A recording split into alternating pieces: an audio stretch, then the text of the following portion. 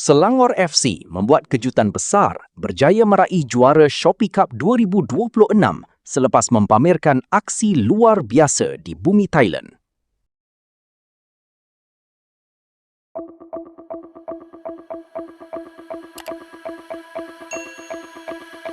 Dalam aksi final yang cukup mendebarkan, skuad The Red Giants berjaya menundukkan tuan rumah Buriram United di hadapan penyokong lawan.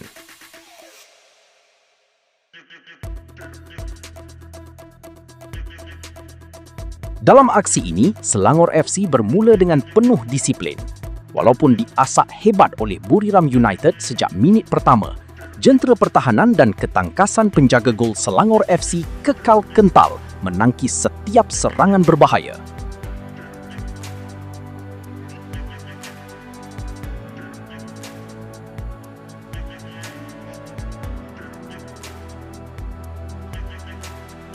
Kualiti penyudah daripada barisan serangan Selangor FC akhirnya membolehkan mereka mendahului perlawanan melalui 2 gol yang diciptakan oleh penyerang handalan mereka.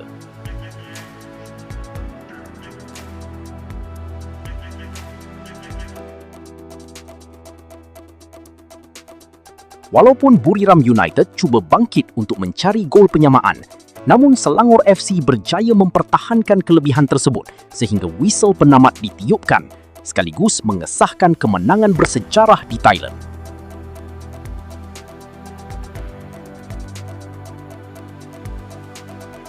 Kejayaan ini amat bermakna buat Selangor FC dan seluruh peminat bola sepak tanah air. Gelaran juara Shopee Cup ini bukan sekadar piala buat kelab, malah menjadi simbol kebangkitan pasukan dari Malaysia di pentas Asia.